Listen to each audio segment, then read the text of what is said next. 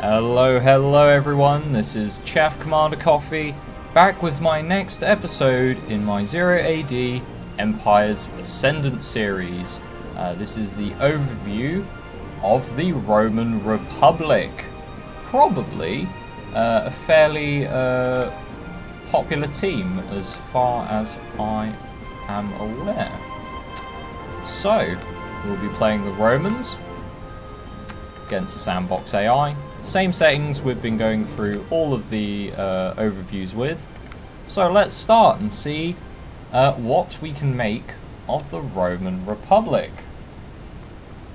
So I'll just quickly give our workers some basic commands and then go straight into the civilization bonuses. So let's just build a couple of things. Build a storehouse down here. Get these women to build a farmstead over here, and a corral. We'll build a corral as well. Why not? And we'll get some more units just so we can have some more men to go build some things when we need them. Right. So the first ability of the Romans is a formation ability. You can probably guess what it is. It is the Roman Testudo.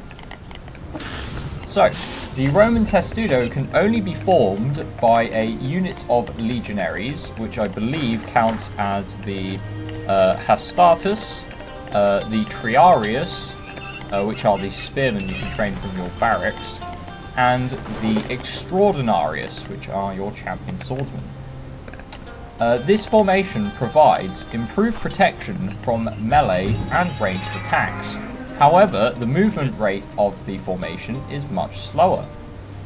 So, you can see in the bottom here, there is Testudo. 9 close quarter infantry units are required to form it. So yes, it should be available to the Triarius as well. I may train some Triarius just to test that out. In fact, what I will do is train 5 more of these swordsmen, just so we can take a look at that. Show you what it actually looks like. The other civilization bonus for the Romans is any Roman citizen soldier fighting within Roman territory gains a non-permanent 10% bonus to their armor. So if we take a look at the Hastatus, right now they have a hack of 5 and a pierce of 5. I'm not sure if the game will do decimals. If it does, that will be 5.5 hack armor and 5.5 pierce armor. Though I'm not 100% sure on that. So yeah, just keep that in mind. But that is the second bonus for the Romans. So whilst in your own territory, they are pretty, well, they're a little bit harder to kill. The team bonus for the Romans, whilst we wait to age up, is allied citizen soldiers gain a 10% attack bonus when in Roman territory. So when playing in a team game, all of your allies' units, or their citizen soldier units, will gain more attack in your lands, which is pretty nice. I must admit, it's actually pretty good. Anyway. So, we'll take a quick look-see at the Testudo now. So we have the Testudo here. As you can see, the Roman Hastatus forming up in a more or less a shield wall kind of formation. Funnily enough, the Testudo doesn't look like it's been worked on quite as much as the other formations, because they sort of glide along the floor. So yeah, early access game, just showing you some of the perks of it being early access. All the Romans get rollerblades when they're in Testudo formation. Not bad, huh? Anyway, on to the unique technologies for the Romans. Now, this first one is not available in the current version of the alpha, so far as I'm aware, but I will go over it anyway. It is the Marian Reforms. All infantry, Hastatus Principe, Principe? Yeah, it's Principe. Sorry, my Latin getting in the way there. Veles, Triarius, and Extraordinarius instantly upgrade to Marian Legionaries, which are a champion swordsman whose only citizen soldier function is in the building of army camps, siege walls, and fortresses. Furthermore, no longer can citizen soldiers be trained, but rather only Marian legionaries. Okay, so that is not currently implemented, but it is a pretty interesting sounding ability. It's kind of a late game push. Like, if you stockpile enough resources with Rome, though I can certainly see that being quite a powerful ability for the late game, but it really does require you to stockpile that large number of resources to make use of it. I'll just get all of these buildings built so we can take a look at them later on in the overview. Just have the starters go over there once they're done.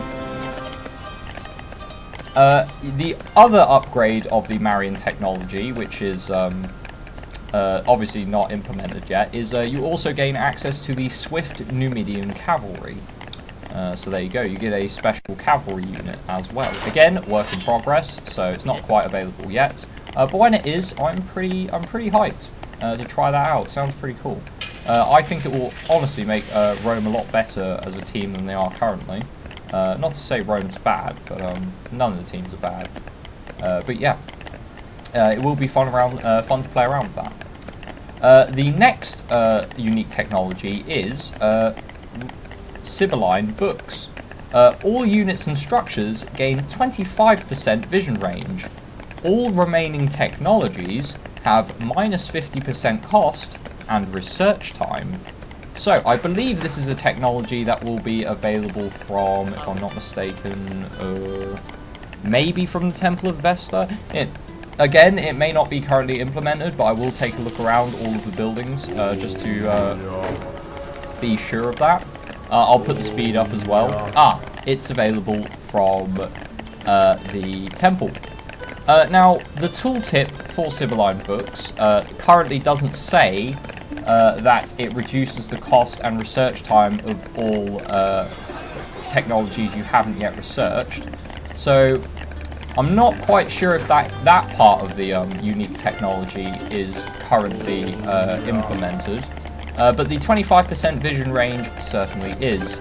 I will research it just to check, because it will obviously change my opinion of the strength of the Romans, whether that actually is active or not. So we will have to hit phase 3, which we can click up to now. Once we have hit phase 3, I've got a few more buildings to build before we can take a proper look at the a proper look at the Romans. They have some interesting buildings. I can't remember how much this has changed from Alpha 21, but it does look like it has altered slightly. I don't remember this wall building being there, but we will take a look. Right. So once that research is done, it should be very shortly. There we are. Got a few more things to build. We need to build the fortress. We'll need to build the entrenched army camp. We have to build them in neutral territories, so I will remember to do that. And we also have this wall. Now this does look familiar, so I believe this was available in the previous alpha, but we will build some of it just to showcase what that is. And then I'll have to go build an army camp in some neutral territory. But before we get round to that, we may as well start with the Roman unit roster. So the Romans, from their town centre, start with obviously the Roman women, which is your basic villager. You get access to the Hestatus, which are your Roman swordsmen. These are your citizen soldier swordsmen. We have the Roman skirmisher, the Velles. These are your citizen soldier javelineers. And then we have the Equius Romanus, which are the Roman cavalry. These are your cavalry lancers, citizen cavalry lancers. And as I've said, especially when I went over the Macedonian overview, having access to lancers from your main town centre is a pretty powerful advantage, especially in regards to aggressive rush strategies. So Rome does have access to that, which can be quite scary in the early game. But we'll take a look at what's available from the barracks as well. Once you hit phase 2, you also gain access to the Triarius, which are your veteran spearmen. These are citizen soldier spearmen, so you only get access to them in Phase 2, as opposed to most other teams that get access to spearmen straight away. And then you also unlock the Equius Aras, which are the Italian allied cavalry. These are ranged, javelin-wielding citizen cavalry. Let's just find a free spot to build this army camp. There we are, we'll just build that right there. Okay, so those are your basic citizen soldiers. Not the most complex. Ooh, I will have to make sure to research that. So just take a quick look at these. Okay, right. Yeah, so not the most complex unit tree that the Romans get. Quite simplistic, but it's pretty effective. I will say right now the Romans get a fairly effective mix of units. They don't need anything over the top really to perform well, which is nice. Okay, and we've got this camp built, so we'll just garrison these units inside of it. And I'll come back to that later. Hopefully the AI doesn't destroy it. Hopefully not, anyway. Oh, can we build... I did build a market. Okay, never mind. Right, so the Sibylline Guidance technology I did just finish, so I will quickly take a look-see. No, so in the current version, the Sibylline Guidance or the Sibylline Books technology does not boost your research rate or reduce the cost of technologies. It simply gives you higher vision on your units, which is still a pretty good technology for only 250 metal, so I wouldn't discount it, but it's not quite as powerful as the Wikipedia entry suggests. Anyway, moving on to the fortress, where we gain access to the majority of Rome's units. We have the siege catapult, the bolt shooter, and the battering ram. So we get a decent mix of siege weapons, including the battering ram, which is a pretty good siege weapon as far as I'm concerned. We have our 3 different heroes, which I'll come into in just a moment. We also have access to the Extraordinarius, which are the Italic heavy infantry. These are your champion swordsmen. And the Equius Consularis, which are the consular bodyguard. These are champion sword cavalry. I don't think we've seen any champion sword cavalry yet, so I will train one just to show that off. From the army encampment which I built, or the entrenched army camp that I built outside of our borders, this acts as a mixed barracks fortress.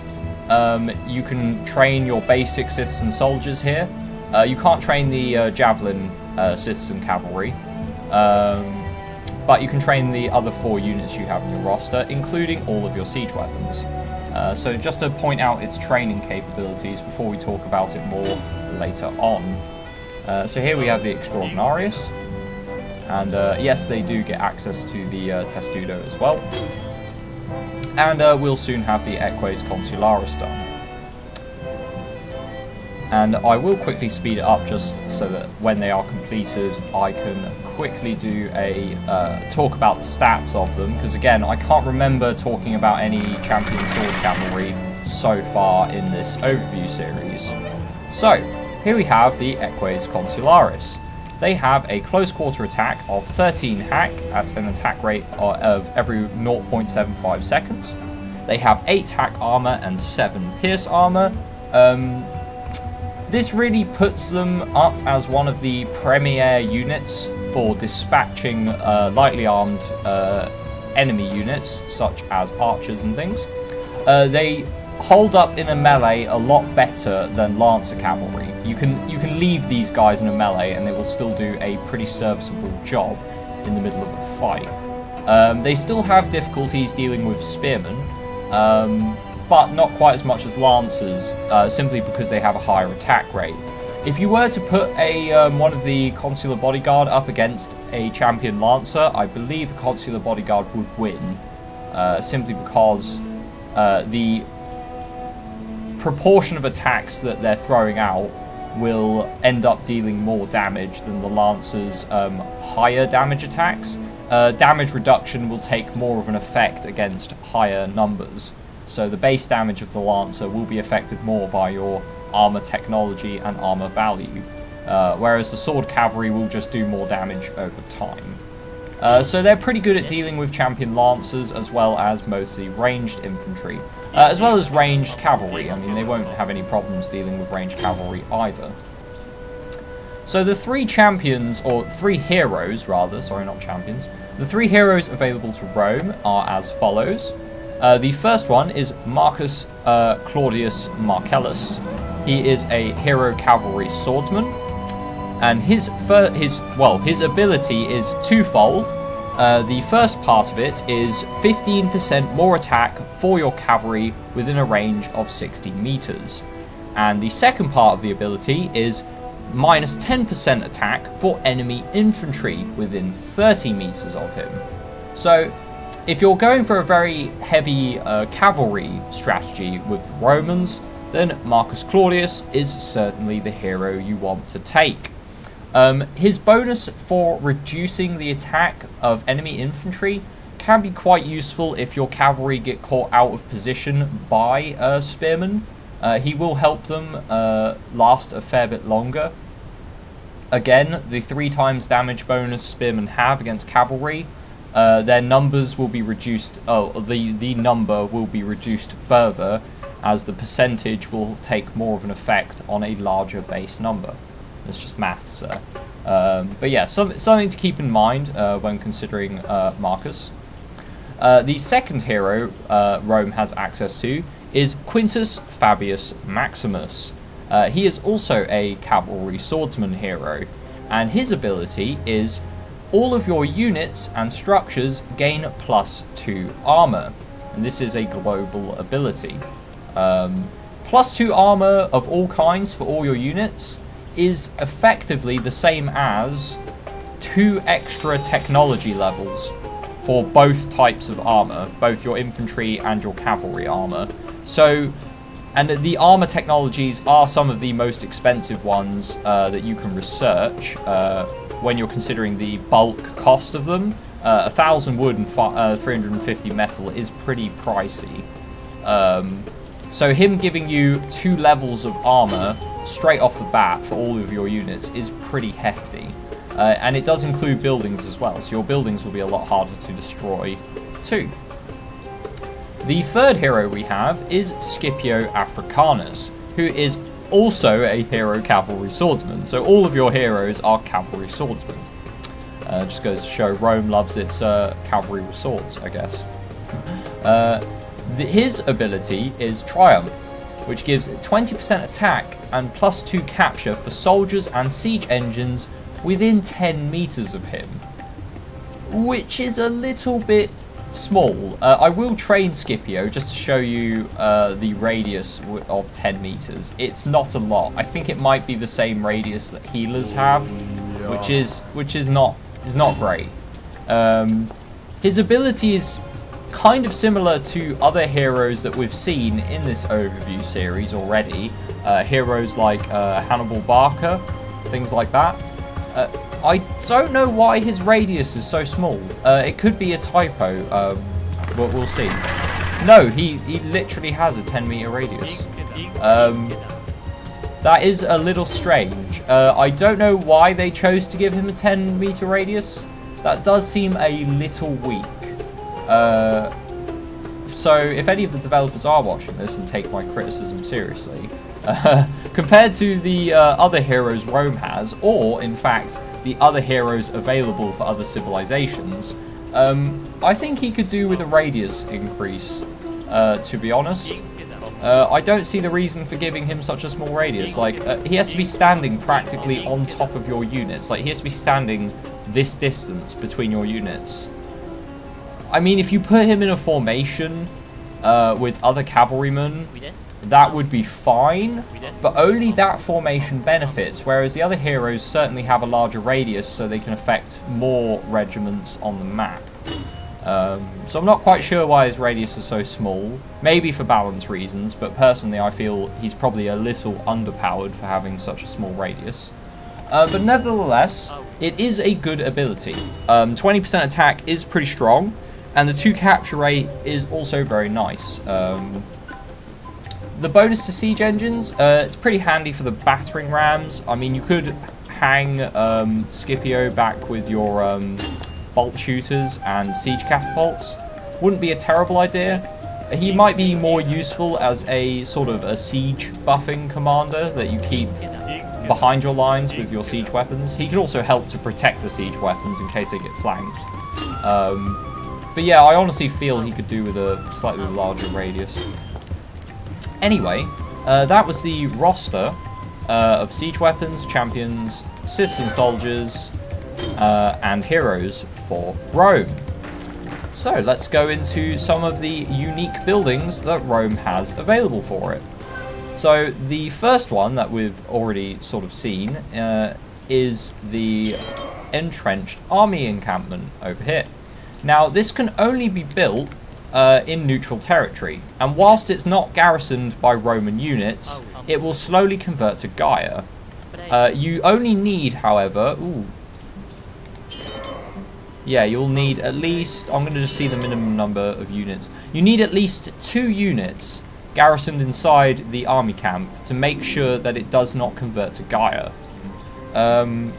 So for every army camp you build, you do need to leave a small garrison inside of it. However, this allows Rome to access their citizen soldiers and siege weapons from anywhere on the map.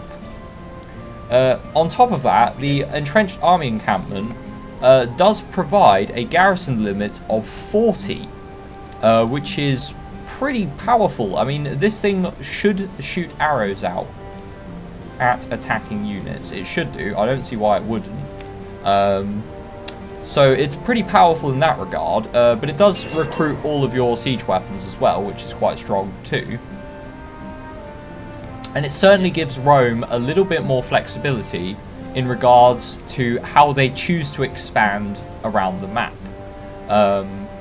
You can effectively ascertain map control without ever building another civic centre. If you were to plop one of these army encampments down near the different the metal and stone mines that spawn around the map, you would effectively block your opponent from ever expanding in that direction without attacking a fairly fortified location. On top of this, you can then build the Murus Latericius, which is the siege wall.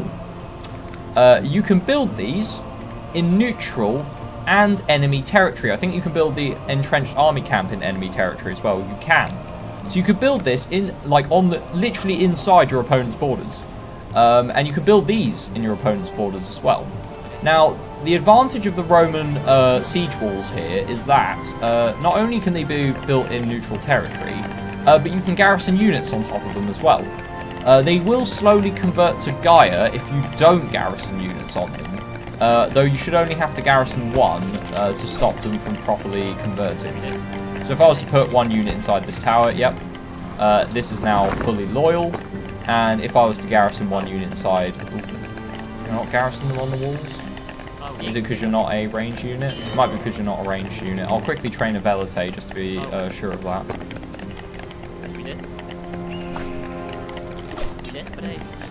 But you get the idea. Once the valet is trained, I can take a... Yeah, okay, so you can garrison ranged units on top of the central wall. Unfortunately, Rome does only get access to the Javanese, which don't have the greatest range. So they're not foolproof in that respect. But they can output quite a lot of damage if your opponent gets quite close to the wall. So they do have that advantage.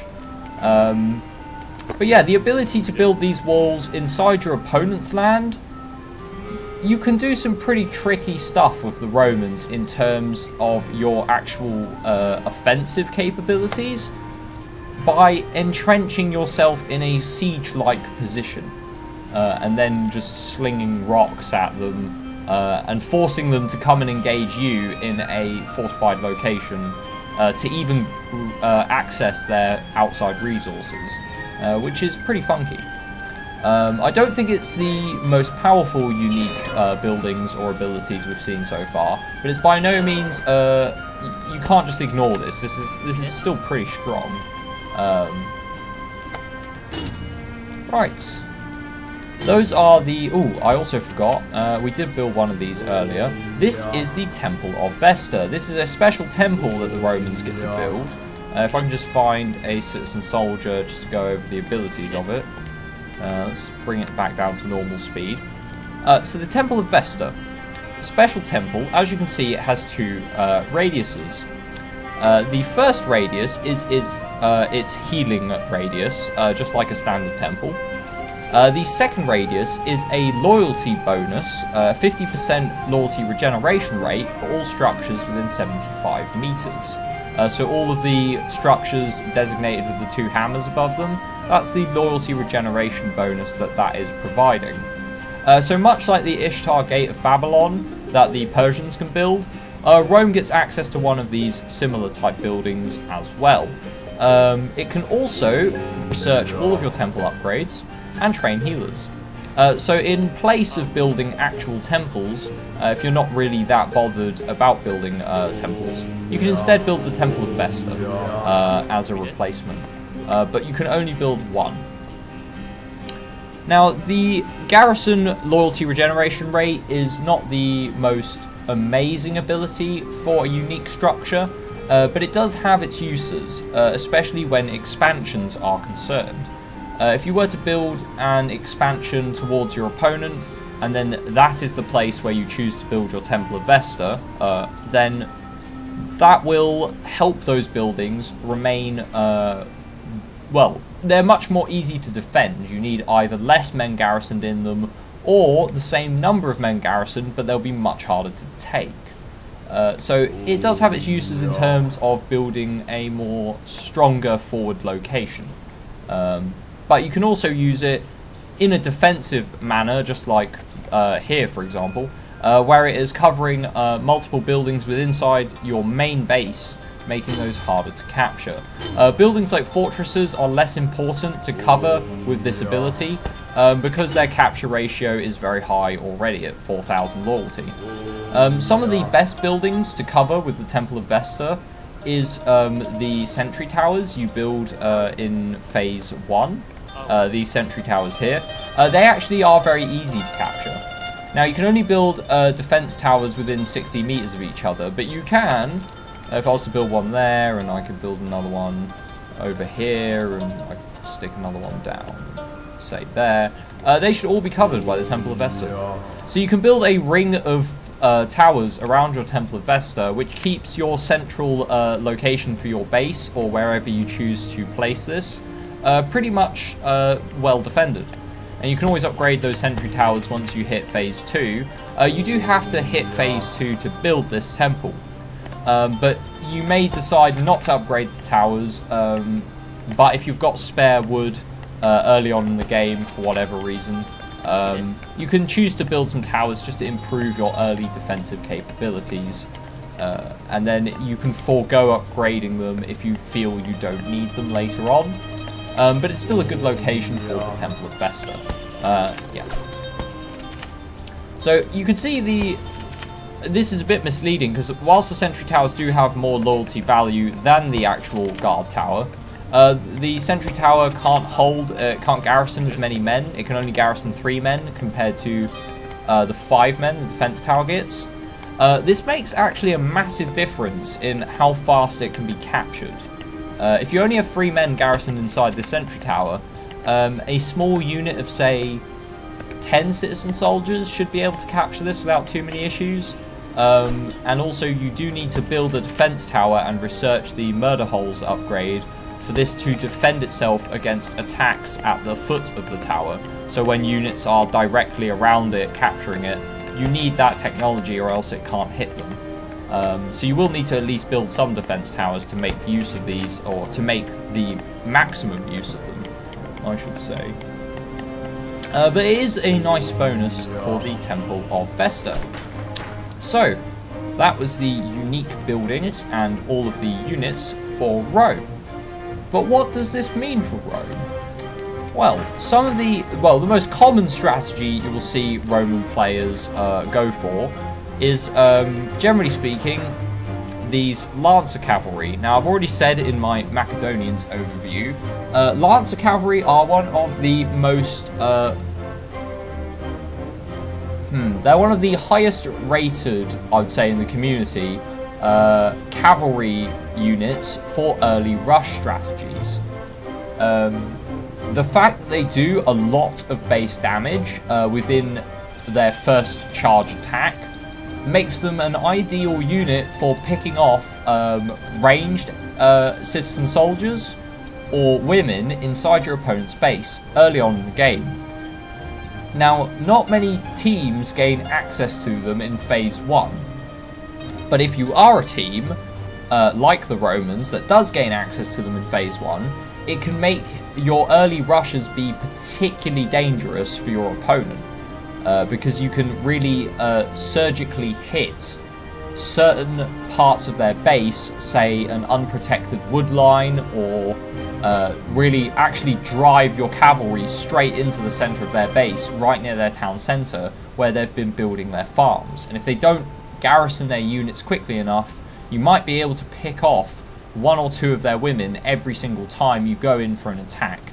And the thing is, it's not just about casualties that you cause, but units that are not working are not gathering resources. So you are stalling your opponent's economy simply by forcing them to defend themselves, rather than gather those all-important resources, especially at an early stage of the game, like in Phase 1, where you really do need to build up your economy quickly to get to Phase 2 to actually unlock buildings like the blacksmith for your unit upgrades, your temples so you have a genuine healing rate, your defense towers. There's a lot of things. Phase 2 is very, very important to reach as soon as possible. So if you can rush your opponent in Phase 1 prior to them hitting Phase 2, and you only really need 4 cavalry. 4 of these Lancer cavalry can do a heck of a lot of damage if they go unchecked and you use them correctly. If you go even so far as 8 or even up to 20, you can do an insane amount of damage early on in the game and basically force your opponent to tap out because your economy will be so far ahead of theirs. So yeah, the early Lancer cavalry rushes from Rome are pretty scary. So far as their heroes are concerned, if you are playing a very heavy cavalry game, then as I already said, Marcus Claudius Marcellus is a particularly good hero. His 15% bonus attack to cavalry will make a big difference, especially once you start fielding the consular bodyguard.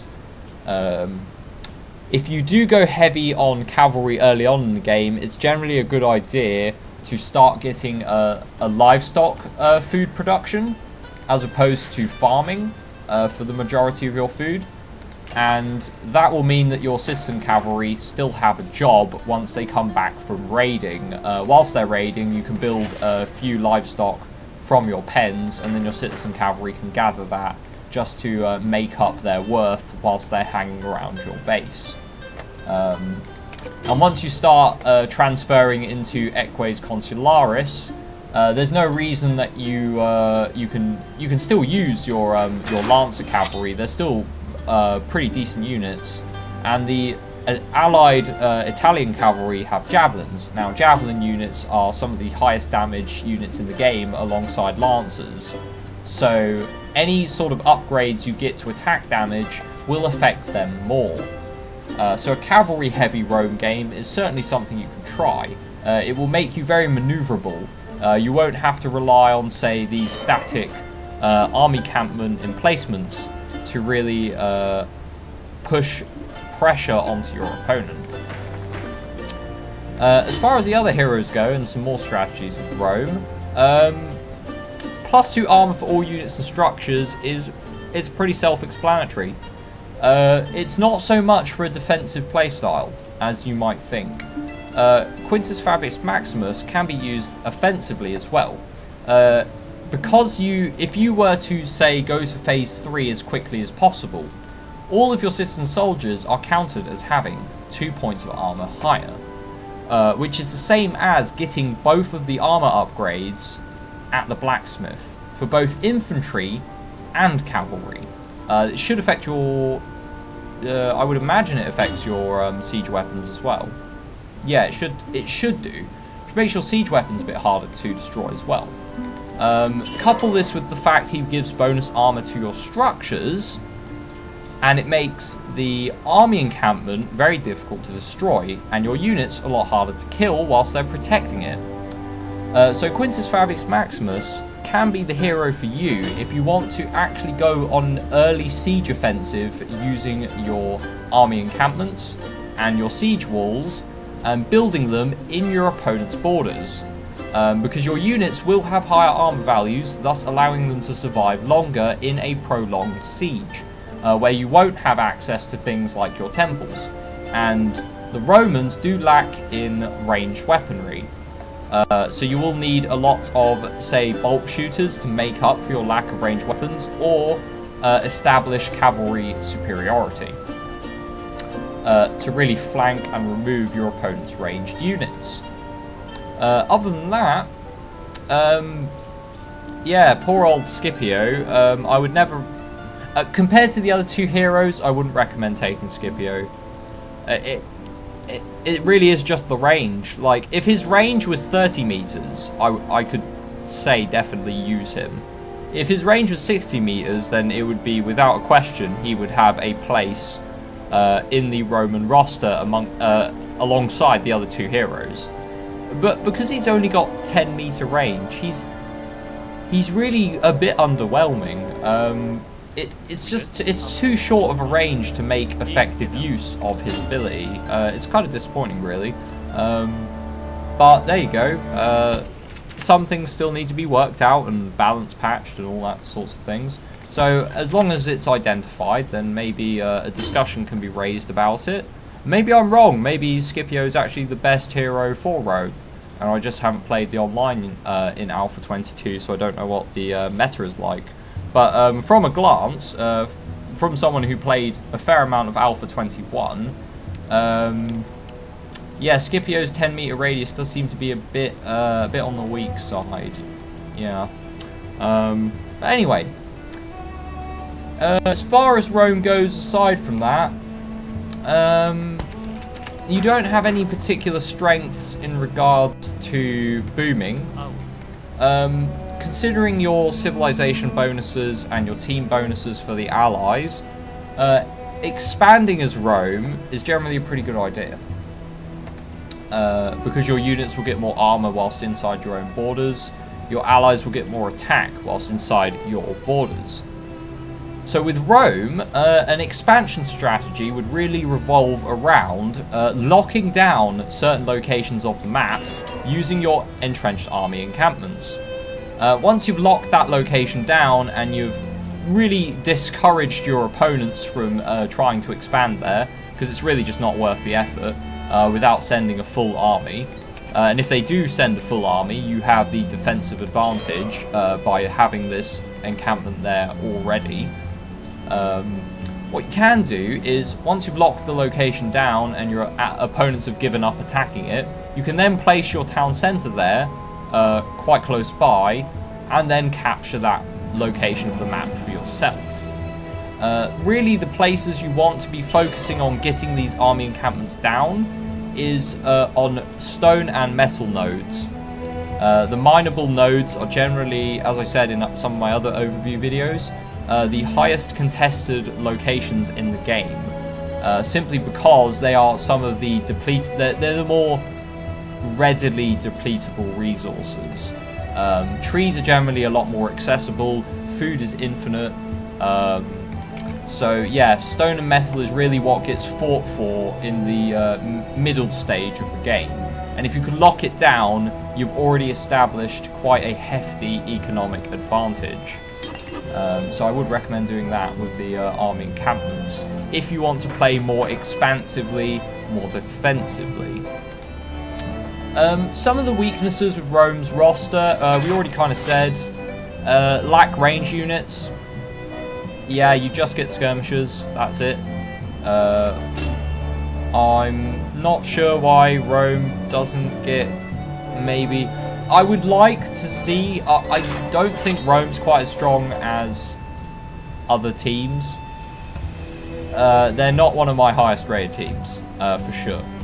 They're probably slightly lower than mid-tier. I would probably even put them in one of the low-tier teams. And I know a lot of people are going to hate me for saying that because Rome is cool.